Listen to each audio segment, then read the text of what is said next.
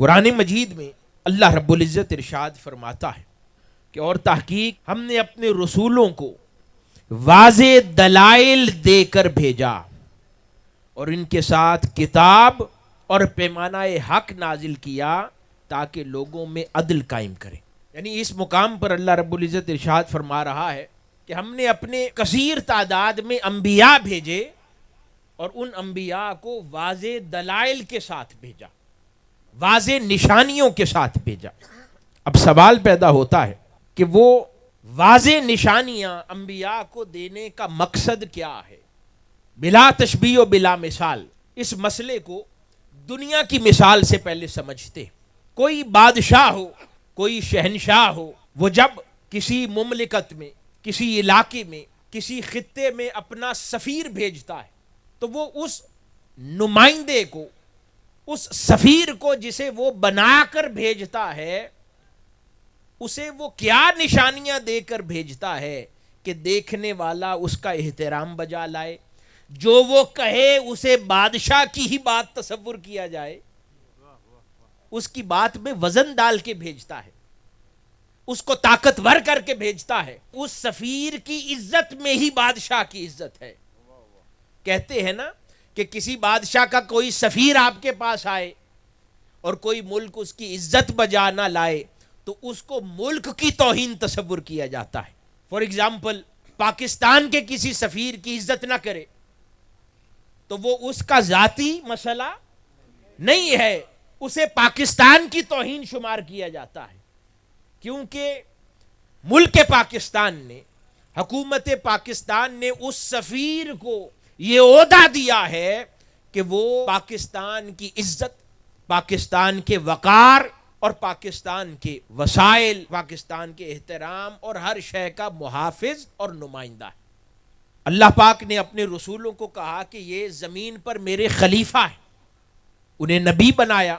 لغت کی کتب میں نبوت لفظ کے بہت سے معنی و مطالب آئے ہیں. ایک لفظ سفارت بھی ہے، ایک معنی نبی کا سفیر ہونا بھی ہے. تو یہ تو دنیا کے سفیر ہیں، ان کو سفارت دیتے ہوئے کتنا طاقتور کیا جاتا ہے.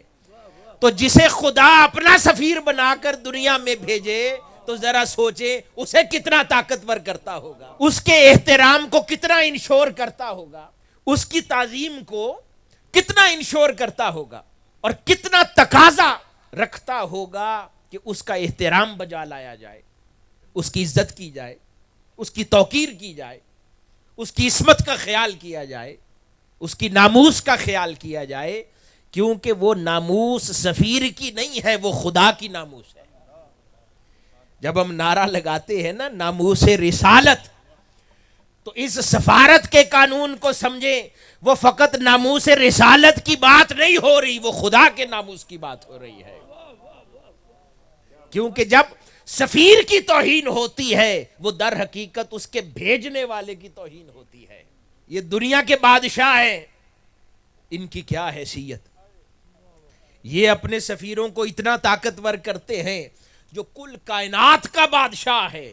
ذرا سوچیں جس کو اس نے سفارت دے کر بھیجا ہے انہیں کتنا طاقتور بنایا ہوگا. مختلف ائمہ کرام، بزرگان دین، علماء کرام نے کتب میں، بالخصوص امام اصفہانی رحمۃ اللہ علیہ نے دلائل النبوہ میں، وہ جو اللہ کے نبی ہیں، جنہیں انبیاء کہا جاتا ہے، رسول ہیں، جنہیں خدا کا زمین پر خلیفہ یا اس کا سفیر کہا جا رہا ہے، ان کو یہ ذمہ داری سونپتے ہوئے اللہ پاک کن 4 انعامات سے نوازتا ہے اس کا تذکرہ کریں گے تاکہ ان کی سفارت طاقتور ہو جائے، کوئی اسے چیلنج نہ کر سکے.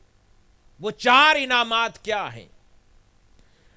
وہ بیان فرماتے ہیں ان 4 انعامات کی تقسیم یوں ہے کہ ایک انعام بدنی ہے، ایک انعام انہیں تشریفی دیا جاتا ہے، ایک انعام ان پر علمی کیا جاتا ہے اور ایک انعام ان پر معجزاتی کیا جاتا ہے. یعنی ان کو 4 جہتوں سے طاقتور کیا جاتا ہے. وہ انبیاء کرام جنہیں اللہ رب العزت زمین پر اپنا نمائندہ اور خلیفہ بنا کر بھیجتا ہے، انہیں 4 پہلوؤں سے طاقتور کیا جاتا ہے تاکہ وہ صحیح انداز میں اعتماد کے ساتھ اللہ رب العزت کی سفارت کا حق ادا کر سکے۔